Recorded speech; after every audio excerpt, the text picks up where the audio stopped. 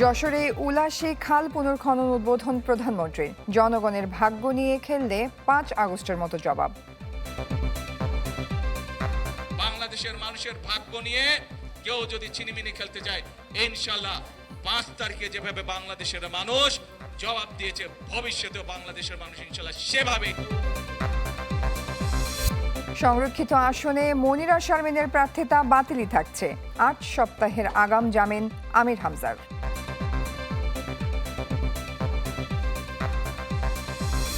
ময়মনসিংহের সন্তানের সামনে মাকে ধর্ষণের অভিযোগে মামলা, অভিযুক্তরা ধরাছোঁয়ার বাইরে।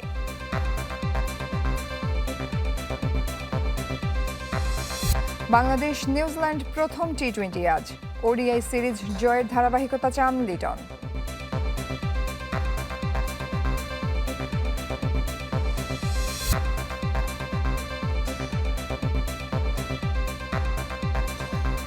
আমন্ত্রণ চ্যানেল 24 এর দুপুর 1টার খবরে। শুনছিলেন প্রেসিডেন্সি ইউনিভার্সিটি সংবাদ শিরোনাম। আপনাদের সাথে আছি আমি রোকসানা জয়ী। গণভোটের রায় নিয়ে বিভ্রান্তি ছড়াচ্ছে বিরোধী দল। জনগণের কর্মসূচি যাতে কেউ ব্যাহত করতে না পারে সেজন্য সবাইকে সতর্ক থাকতে হবে। মানুষের ভাগ্য নিয়ে ছিনিমিনি খেললে 5 আগস্টের মতো আবারও জবাব দেবে জনগণ। যশোরের শার্শায় খাল পুনর্খনন কর্মসূচির উদ্বোধন শেষে সুধী সমাবেশে এসব বলেন প্রধানমন্ত্রী তারেক রহমান।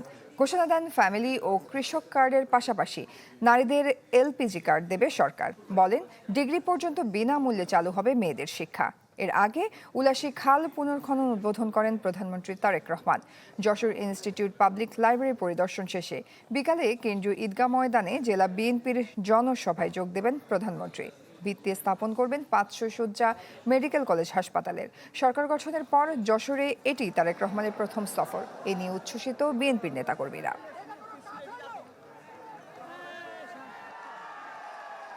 বাংলাদেশের মানুষের ভাগ্য নিয়ে কেউ যদি ছিনিমিনি খেলতে চায়, ইনশাআল্লাহ 5 তারিখে যেভাবে বাংলাদেশের মানুষ জবাব দিয়েছে, ভবিষ্যতেও বাংলাদেশের মানুষ ইনশাআল্লাহ সেভাবেই জবাব দেবে।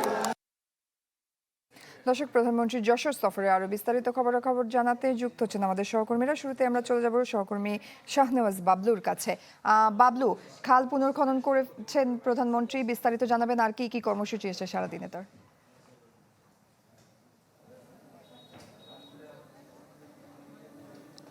জয়ী, প্রধানমন্ত্রী কিছুক্ষণ আগে এই খাল খনন যে কর্মসূচি ছিল যশোরের শর্ষা উপজেলার যে উলশী খাল, সেটি কর্মসূচি উদ্বোধন শেষে সুধী সমাবেশে বক্তব্য রেখেছেন। বক্তব্যের পর তিনি স্থান পরিত্যাগ করেছেন। এখন তিনি শহরের যেই 500 শয্যা যে মেডিকেল কলেজের উদ্বোধন এবং ভিত্তিপ্রস্তর স্থাপনের যেই কথা রয়েছে সেটি ভিত্তিপ্রস্তর স্থাপন করবেন, উদ্বোধন করবেন তিনি। তারপর সার্কিট হাউসে কিছুক্ষণ রেস্ট নিয়ে তারপর যেই যশোর ঈদগাহ ময়দান রয়েছে সেখানে জনসভায়, বিএনপি আয়োজিত জনসভায় বক্তব্য রাখবেন।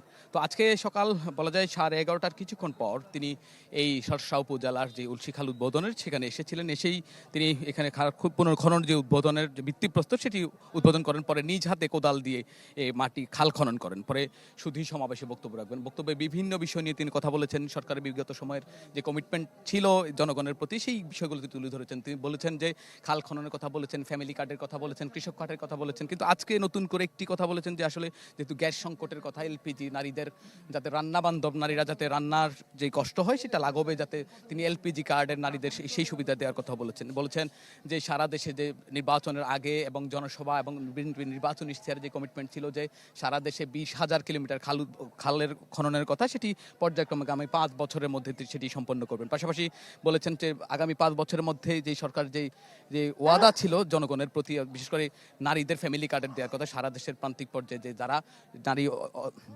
অসচ্ছল নারী রয়েছেন তাদের হাতে ফ্যামিলি কার্ড তুলে দেওয়ার কথা তিনি বলেছেন যে বিশেষ করে আজকের এই প্রধানমন্ত্রীর আগমনকে ঘিরে যশোরের মানুষের মধ্যে উৎসাহ উদ্দীপনা ছিল। বিশেষ করে যে প্রান্তিক অঞ্চলে বলা যায় 50 বছর আগে শর্ষা উপজেলা এসেছিলেন তার বাবা তৎকালীন প্রেসিডেন্ট জিয়াউর রহমান। 50 বছর পর তিনি সরকার প্রধান হিসেবে তারেক রহমান এসেছেন। তাকে দেখার জন্য উৎসাহ উদ্দীপনা তো ছিলই সাধারণ মানুষের এবং প্রান্তিক নেতাকর্মীদের মধ্যে। তাদের দাবি দেওয়া দীর্ঘদিনের, বিশেষ করে যশোর সিটি কর্পোরেশনের কথা তারা দাবি জানিয়ে আসছেন। যশোর যেই জেনারেল মেডিকেল কলেজ আছে সেখানে আইসিইউর পর্যাপ্ত সুবিধার কথা তারা বলেছেন। তারা এখানে যেই ট্রেনের আন্তনগর যে ট্রেন চলে ট্রেন সুযোগ সুবিধার কথা বলেছেন এবং বিশেষ করে আপনি জানেন এটি যেহেতু যশোরের একবারে সীমান্তবর্তী উপজেলা বলা যায় যে বেনাপোল বন্দর থেকে প্রায় কিছু কিলোমিটার মধ্যেই এই জায়গাটা শস্য উপজেলা এবং এখানে শেষে যে এখানে বিভিন্ন সাধারণ নেতাকর্মী থেকে এবং কিছু গণমাধ্যম কর্মীও একটি প্রস্তাবনা তুলেছেন যে আসলে বেনাপোল যেহেতু প্রান্তিক এলাকা একেবারে সীমান্তবর্তী এখানে একটি মেডিকেল হাসপাতালের কথাও তারা বলেছেন। প্রধানমন্ত্রী বলেছেন আসলে এখানে স্বাস্থ্যমন্ত্রী আছেন, স্বাস্থ্যমন্ত্রী হয়তো পর্যায়ক্রমে এই কার্যক্রমটাও শুরু করবেন। বিশেষ করে যশোরের মানুষ দীর্ঘদিন ধরে যেই উন্নয়ন থেকে বঞ্চিত সেই উন্নয়ন যাতে এই সরকারের মধ্য দিয়ে ধারাবাহিকতা বজায় থাকে এবং সরকার যাতে যশোরের মানুষের কথা ভেবেই তাদের উন্নয়নের সারথি হয় সেই প্রত্যাশা করছেন এখানকার মানুষ। জয়ী বাবলু, ধন্যবাদ আপনাকে। দর্শক, আমাদের আরেক সহকর্মী তৌহিদুর রহমানকে দেখতে পাচ্ছি যুক্ত হয়েছেন যশোর থেকে। তৌহিদ, সরকার গঠনের পর প্রথম সফর প্রধানমন্ত্রীর, মানুষের মাঝে কেমন উৎসাহ উদ্দীপনা দেখতে পাচ্ছেন? জয়ী, আপনি বাবলুর কাছে শুনছিলেন যে এই জনসভায় প্রধানমন্ত্রীর আসার কথা বেলা 3:30টায়, কিন্তু সকাল থেকেই এখানে আমি নেতাকর্মীদের আগমন লক্ষ্য করছি, যেটা এর আগেও জানিয়েছি, এবং দলীয় নেতাকর্মীর বাইরেও সাধারণ মানুষেরও কিন্তু সমাগম বাড়ছে। বেলা যত গড়াচ্ছে, অর্থাৎ সমাবেশের সময় যত কাছে আসছে তত কিন্তু এখানে ভিড় বাড়ছে এবং প্রধানমন্ত্রীর কাছ থেকে দেখার পাশাপাশি তার বক্তব্য শোনার আগ্রহ নিয়েই মানুষজন আসছে। আমি এখানকার মানুষের সাথে কথা বলছিলাম যে তাদের প্রত্যাশা বা প্রধানমন্ত্রীর এই জনসভাকে ঘিরে তাদের প্রত্যাশা কি। ওই বাবলু যেটা জানাচ্ছিলেন যে প্রধানমন্ত্রী খাল খনন কর্মসূচি শেষে সেখানে জাতীয় নানা সমস্যা নিয়ে, নাগরিক নানা সমস্যা নিয়ে কথা বলেছেন।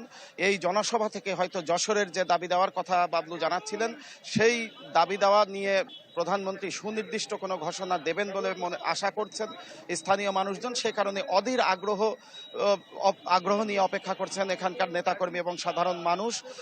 আপনি যে ইতিমধ্যে জেনেছেন যে যশোরে উন্নয়ন সমতার প্রশ্নে যশোর কিন্তু পিছিয়ে ছিল, কাঙ্ক্ষিত সেই উন্নয়ন এখানে হয়নি বলে এখানকার মানুষজনের অভিযোগ রয়েছে। এই সরকার দায়িত্ব গ্রহণের পর তারেক রহমানের নেতৃত্বে সেই উন্নয়নের সমতা যশোরবাসী পাবে, এটা প্রত্যাশা নিয়ে মানুষ এখানে জড়ো হয়েছেন। এবং আমরা জানতে পেরেছি ইতিমধ্যে এই সমাবেশে 3:30 নাগাদ আসলেও তিনি ইতিমধ্যে যশোর শহরে প্রবেশ করেছেন এবং যশোর মেডিকেল কলেজের দিকে যাচ্ছেন, যেখানে যশোর মেডিকেল কলেজ হাসপাতাল 500 শয্যা বিশিষ্ট সেটির উদ্বোধন করবেন। উদ্বোধন শেষে তিনি এই পাশেই সার্কিট হাউসে অবস্থান নেবেন, সেখানে কিছু সময় অবস্থানের পরে এই জনসভা স্থলে যোগ দিবেন। জয়। তৌহিদুর রহমান, ধন্যবাদ আপনাকে। আপনি থাকুন সেখানে, পরবর্তীতে আমরা আবারও ফিরবো আপনার কাছে। দর্শক, প্রধানমন্ত্রী যশোর সফরে বিস্তারিত খবরাখবর জানছিলাম। সংসদের সংরক্ষিত নারী আসনে বাতিলই থাকছে এনসিপির মনিরা শারমিনের মনোনয়ন। শুনানি শেষে এই সিদ্ধান্ত জানিয়েছে নির্বাচন কমিশন। এদিকে শুনানি নিয়ে বিএনপির জিবা আমিনা খানের মনোনয়ন বহাল রেখেছে ইসি। শুনানি নিয়ে খারিজ করা হয় মনোনয়নপত্রের বৈধতার বিরুদ্ধে করা আপিল। তার বিরুদ্ধে দ্বৈত নাগরিকত্ব এবং সিটি কর্পোরেশনের পাওনা সহ মামলার তথ্য গোপনের অভিযোগ ছিল।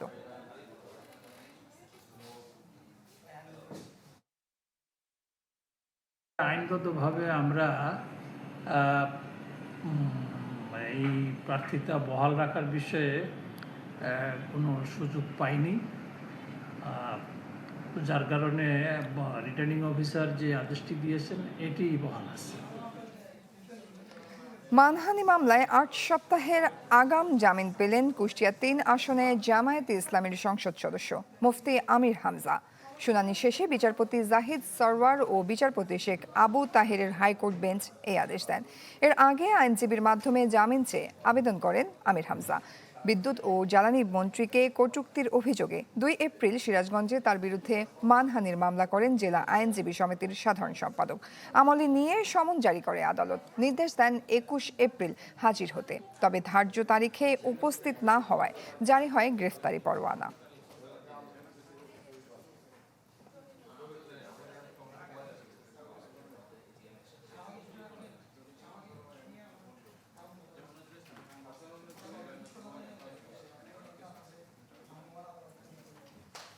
ময়মনসিংহের নান্দাইলে 3 বছরের শিশু সন্তানের সামনে এক গৃহবধূকে সংঘবদ্ধ ধর্ষণের অভিযোগ উঠেছে। এই ঘটনায় অটো চালক কাজল সহ অজ্ঞাতনামা 5 জনকে আসামি করে মামলা করেছেন ভুক্তভোগীর বাবা। একজন শনাক্ত হলেও এখনো কাউকেই ধরতে পারেনি পুলিশ।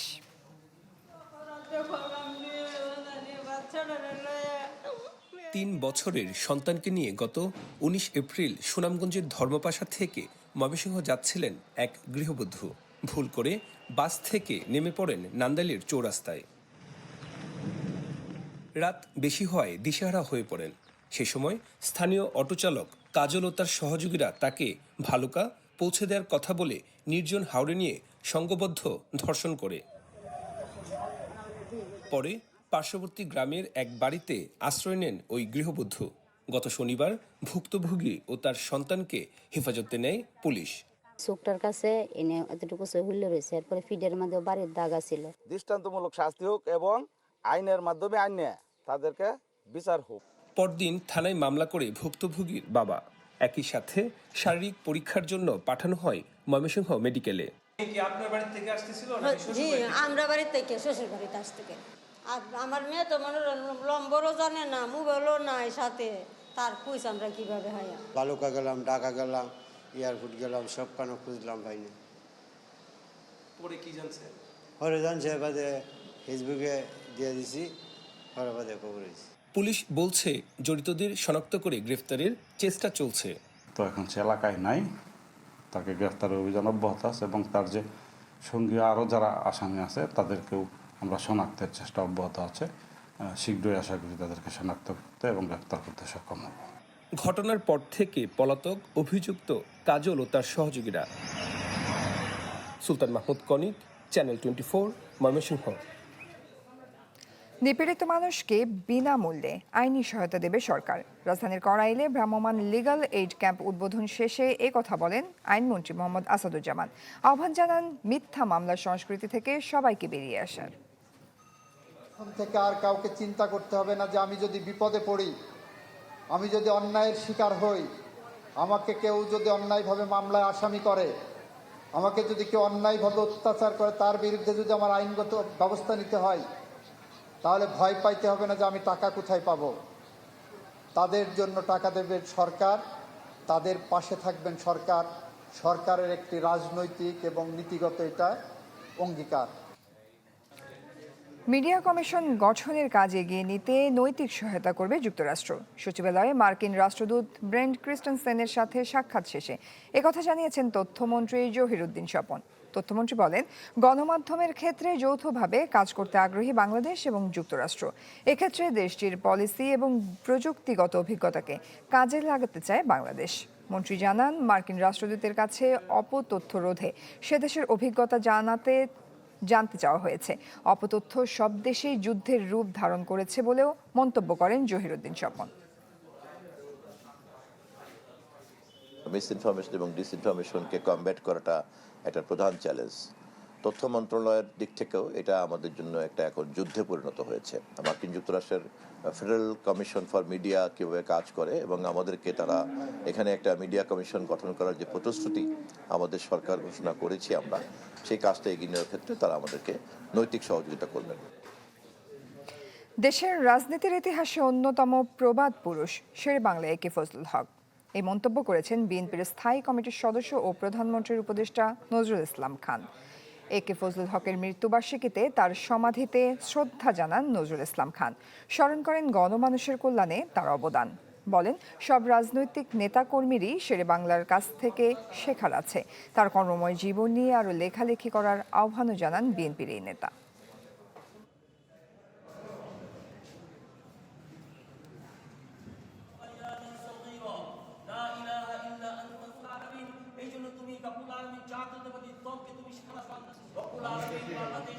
তিনি ছিলেন এক প্রবাদ পুরুষ এবং এদেশের গণমানুষের কল্যাণের জন্য তার অসংখ্য অবদান। যেখানে তিনি শায়িত আছেন, এই ঢাকা বিশ্ববিদ্যালয়, এই বাংলাদেশের উচ্চ আদালত, এই বহু কিছু প্রতিষ্ঠার তার যথেষ্ট গুরুত্বপূর্ণ অবদান আছে। কৃষকদের জন্য তিনি যে প্রজাস্বত্ব আইন করিয়েছিলেন, এটা যুগ যুগ ধরে দেশের কৃষিজীবী মানুষ তার সুফল ভোগ করছে। এবারে বর্ষা মৌসুমে রাজধানীতে আগের মতো জলজট হবে না। নন্দীপাড়ায় উন্নয়ন কাজ পরিদর্শনে গিয়ে কথা বলেন ঢাকা দক্ষিণ সিটির প্রশাসক। এ সময় সড়ক প্রতিমন্ত্রী জানান, অটো রিকশা নিয়ন্ত্রণ সহ ঢাকার রাস্তায় দুর্ভোগ কমাতে শিগগিরই পদক্ষেপ নেবে সরকার।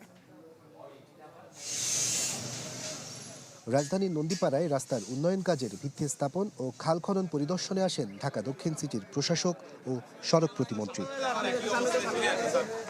সড়ক প্রতিমন্ত্রী জানান, ব্যক্তি নয়, দেশের উন্নয়নই এই সরকারের লক্ষ্য।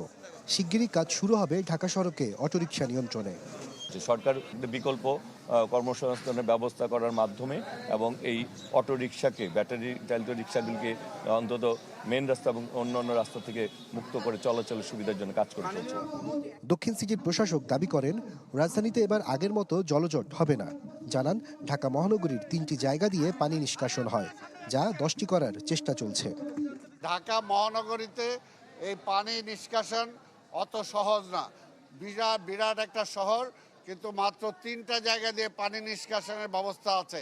কাজে এটাকে আরও 10টা জায়গা যদি আমরা করতে পারি, তাহলে ঢাকা শহর পানি নিষ্কাশনটা ইজি হয়ে যাবে। তিনি বলেন, বিএনপি ইশতেহার অনুযায়ী সরকার পরিচালনা করবে, বিরোধী দলের কথা মতো নয়।